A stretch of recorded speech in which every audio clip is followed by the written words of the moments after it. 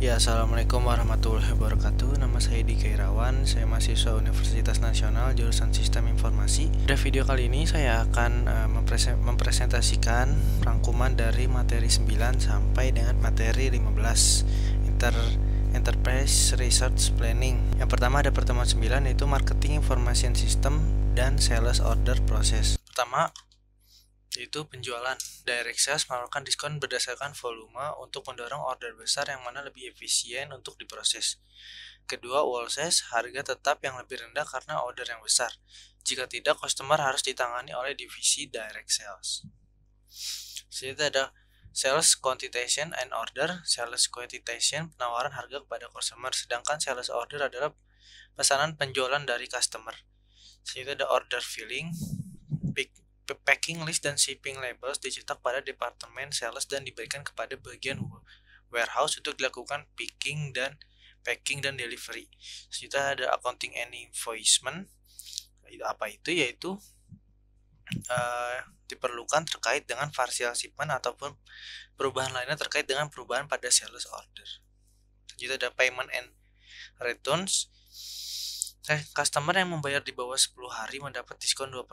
Nota debit dari customer terkait dengan retur maupun klaim produk cacat juga perlu menjadi perhatian. Tidak sales and distribution pada ERP. Sistem ERP dapat meningkatkan proses terkait dengan sales order process karena menggunakan database terpusat sehingga dapat mengurangi tingkat kesalahan entry dan meningkatkan akurasi informasi secara real time bagi semua user. Sistem ERP juga dapat melakukan track terhadap seluruh transaksi seperti invoice, packing list, RMA number, dan pembayaran. Jadi ada event pada SAP ERP. Pertama ada pre-sales activity. Pre-sales activity ini meliputi kegiatan marketing seperti menghubungi customer melalui telepon, kunjungan, dan surat menyurat. Selanjutnya ada sales order processing. Apa itu? Yaitu dilakukan pemeriksaan terhadap tabel RR untuk konfirmasi kredit customer. Selanjutnya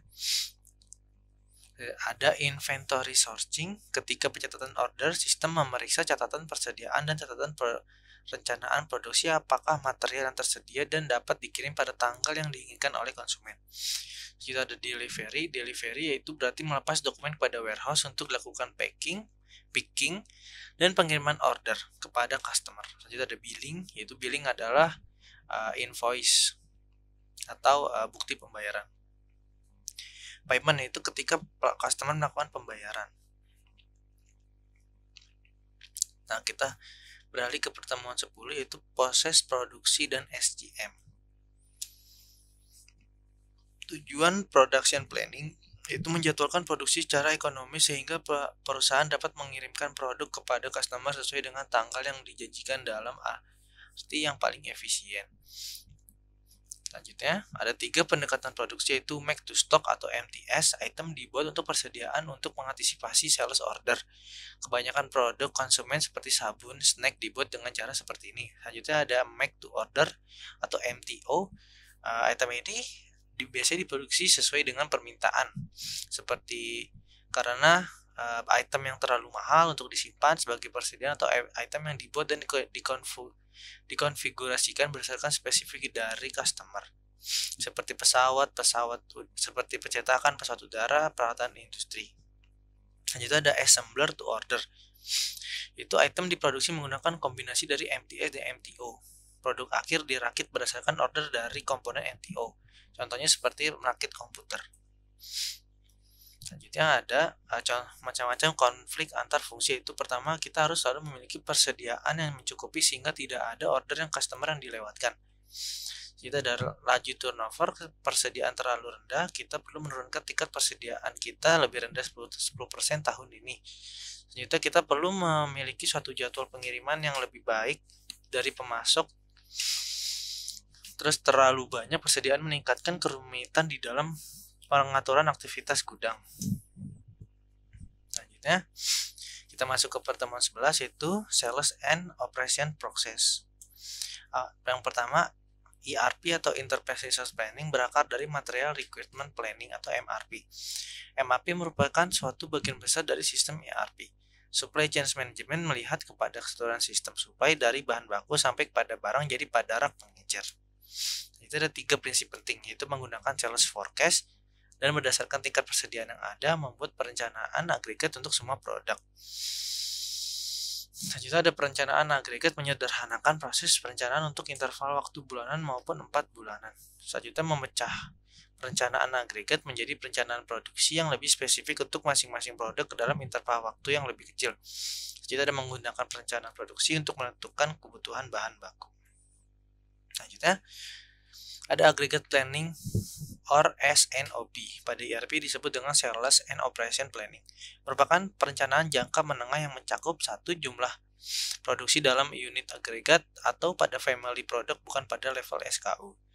Kedua, kapasitas yang diperlukan, yaitu seperti regular, lembur, subkontrak. Ketiga, rencana tenaga kerja. Nah, hasil dari aggregate planning ini yaitu seperti kuantitas produk dari regular time, overtime, dan subcontract time.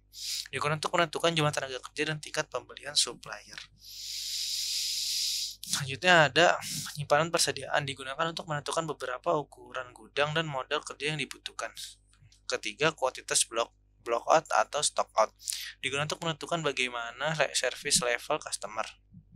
Yang keempat ada high rate or light of tenaga kerja, digunakan untuk menentukan isu terkait tenaga kerja yang akan dihadapi. Yang terakhir ada increase or decrease machine capacity, digunakan untuk menentukan jika peralatan perlu perbaikan dadakan. SNOP, bagaimana kalau utilitas tidak mencakupi apa yang dilakukan? Produksi dengan mengabaikan sales forecast dengan mengurangi aktivitas promosi untuk mengurangi penjualan. Impact pada service level. Yang pertama ada C strategi, meningkatkan atau menurunkan kapasitas untuk mengimbangi demand dengan lembur tetapi meningkatkan biaya tenaga kerja yang memacu hiring and laying. Level strategi, memproduksi lebih banyak di periode lebih awal tetapi meningkatkan biaya persediaan dan produk kadaluarsa. Mixed strategi, fokus pada produksi item yang lebih menguntungkan, pendekatan linear programming. Selanjutnya ada production planning pada SAP ERP, yaitu sales forecasting, kegiatan untuk memprediksi kebutuhan produk perusahaan ke depan. Sales and operation planning atau aggregate planning, kegiatan menentukan apa yang akan perusahaan produksi. Memperhatikan faktor seasonal, peak period, subkontrak. Demand management, perencanaan produksi dipecah menjadi unit baru yang lebih kecil seperti mingguan, harian untuk memenuhi kebutuhan masing-masing produk secara individual atau MPS. Yang seterusnya ada material requirement planning atau MRP, yaitu menentukan jumlah dan waktu pesanan bahan baku. Selanjutnya ada purchasing, informasi kuantitas dari waktu dari proses MRP yang digunakan untuk membuat PO bahan untuk dikirim ke pemasok yang sesuai. Situ ada detail scheduling, menggunakan perencanaan produksi pada tahapan demand management untuk detail dari jadwal produksi. Kita ada production, menggunakan jadwal produksi untuk mengatur operasi harian, menjawab apa yang akan kita produksi dan tenaga kerja yang dibutuhkan untuk memproduksi. Kita ada SNOP pada SAP ERP, input ke proses ini berasal dari self forecasting yang disediakan oleh MRS. Output dari langkah ini adalah menyeimbangkan demand dengan kapasitas produksi. Production plan menjadi input bagi langkah selanjutnya, yaitu demand management. Tujuannya adalah membuat suatu perencanaan produksi memenuhi demand tanpa melampaui kapasitas dan tingkat persediaan yang tidak terlalu tinggi atau terlalu rendah. Langkah ini membutuhkan penentuan dan pengalaman. Sales forecasting, penanaman penjualan dapat menggunakan data tahun lalu dikombinasikan dengan inisiatif marketing tahun ini untuk memprediksi penjualan ke depan. Nah, selanjutnya kita beralih ke pertemuan 12, yaitu material requirement process atau MRP. Pertama ada sales and operation. Pada tahapan RCCP perlu diperiksa kelayakan dari rencana produksi dengan memperhitungkan sumber daya yang terbatas seperti lini produksi yang memiliki kapasitas terbatas atau bottleneck. Selanjutnya ada safety stock untuk mengantisipasi lonjakan permintaan. Selanjutnya ada demand management, hasil dari SNOP adalah production plan. Demand management menghubungkan SONP dengan detail scheduling dan MRP melalui master production scheduling atau MPS.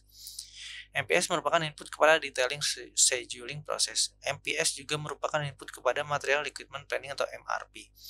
Pada Peter Snacker proses demand management memecah rencana SOP bulanan menjadi minggu dan harian. Selanjutnya ada Master Production Scheduling apa itu? Yaitu suatu pernyataan apa, berapa banyak, dan kapan suatu produk akhir direncanakan untuk diproduksi sepanjang periode perencanaan. Bill of Material atau BOM digunakan untuk menghitung berapa banyak masing-masing raw material diperlukan untuk memproduksi suatu produk jadi. Selanjutnya ada lead time. BOM digunakan untuk menghitung berapa banyak dari masing-masing material diperlukan untuk memproduksi suatu finished product. Tentukan waktu dan kuantitas dari PO membutuhkan informasi lead time dan lot sizing. Untuk PO, lead time meliputi waktu yang dibutuhkan supplier untuk menerima dan memproses order. Kedua, waktu pengeluaran stok, packing, memuat ke truk, dan mengirim. Ketiga, waktu yang dibutuhkan untuk penerimaan untuk memproses penerimaan, unload, inspeksi, dan memindahkan barang ke gudang atau lini produksi. Lot sizing. Lot sizing adalah proses menentukan produksi atau kuantitas order. Dalam banyak kasus, lot size pembeli dibatasi oleh packaging dan transportasi. Pada filter snacker, OAT dibeli dengan kapasitas 44.000 lb kapasitas stok. Itu proses MRP. Proses MRP untuk OAT membutuhkan langkah berikut: konversi kualitas MPS dari batch peti menjadi 500 lb. Yang kedua, ada kalikan jumlah batch dengan LB atau batch dari BOM untuk menentukan gross requirement atau GR. Ketiga, kurangkan kuantitas saldo bahan baku dan realized purchase order dari GR untuk menentukan net requirement atau NR. Selanjutnya yaitu Planned Order Release. Planned Order adalah rekomendasi dari proses kalkulasi MRP terhadap material yang harus dipesan atau produksi untuk memenuhi MPS. Planned Order harus dikonversi menjadi Purchase Requisition PR sebelum Departemen Pembelian memulai proses pembuatan Purchase Order. Planned Order dapat dikonversi menjadi PO manual pada sistem SAP R3. Kelompok dari Planned Order dapat dikonversi menjadi PO. Sebagai contoh, semua Planned Order pada minggu ini dapat dikonversi menjadi PR. Selanjutnya ada pertemuan 13, itu Detailed Scheduling. Detailed Scheduling digunakan untuk menentukan sumber daya dan tanggal waktu untuk melakukan operasi dengan mempertimbangkan ketersediaan sumber daya dan produk. Detailed Scheduling adalah proses yang rumit. Detailed Scheduling untuk semua order dihitung berdasarkan routing files, load size, dan work center files.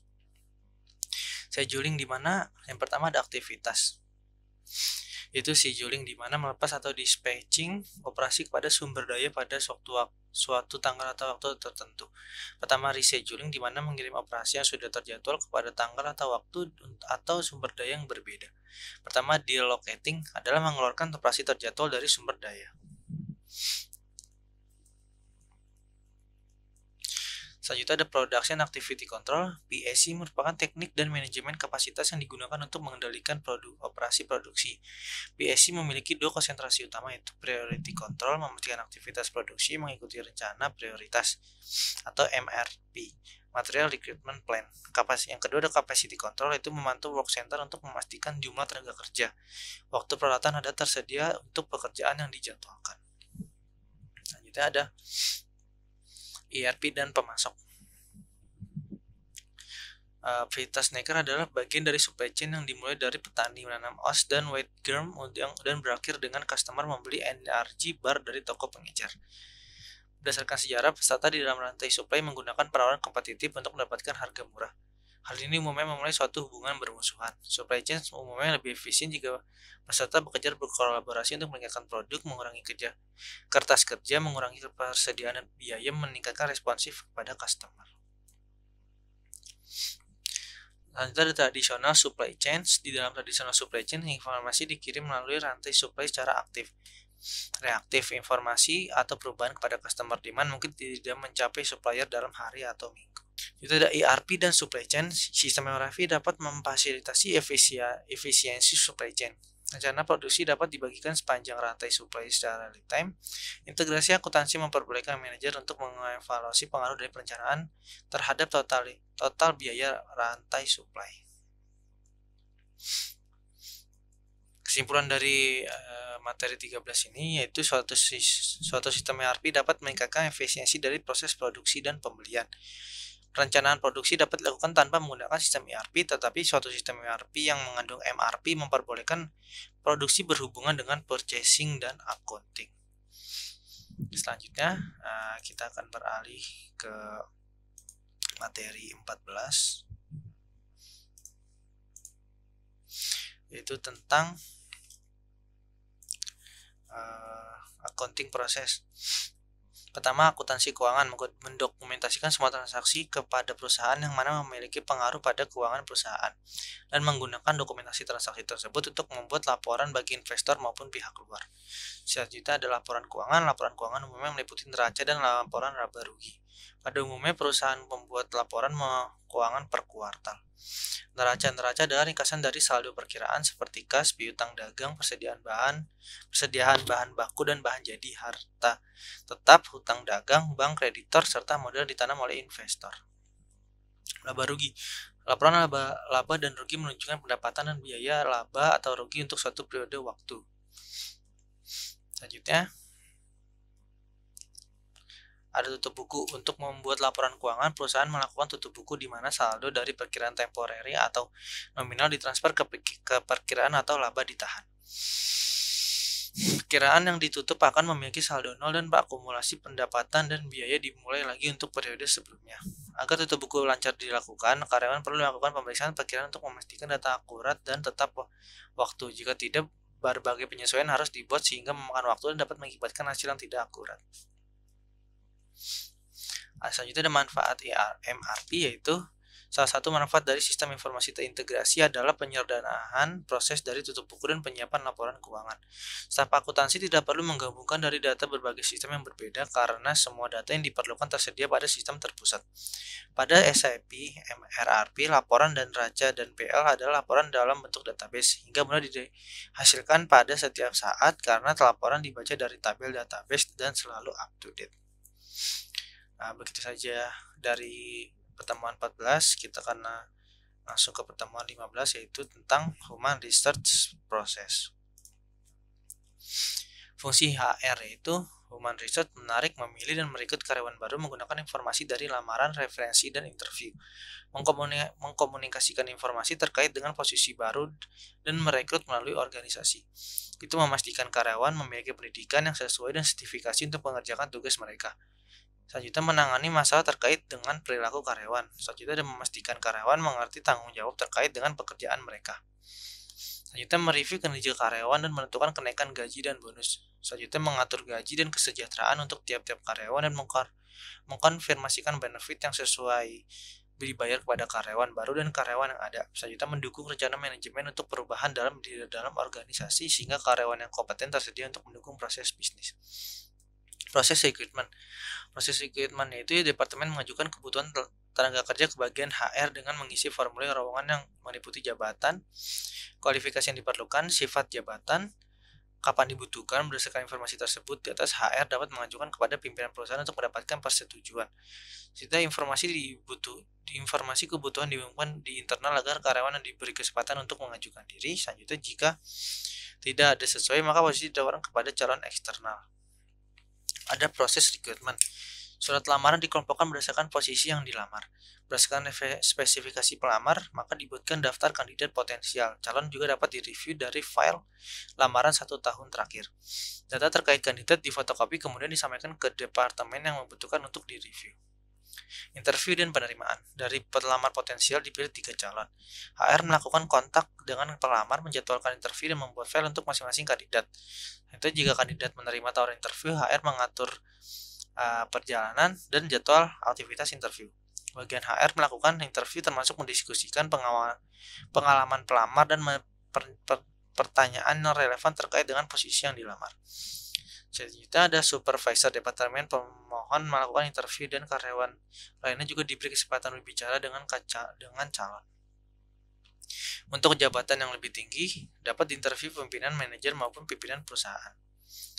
Selanjutnya dari hasil interview, bagian HR mengupdate file terkait apakah kandidat yang sesuai pada kasus tertentu diperlukan lagi interview. Yang kedua, bagian HR dan perwakilan departemen meranking peserta. Jika ada calon yang dapat diterima, bagian HR menyampaikan secara lisan pada calon. Jika calon menerima, surat panggilan pemeriksaan kesehatan. Jika semuanya sesuai, maka surat penerimaan dikirim termasuk tanggal masuk kerja.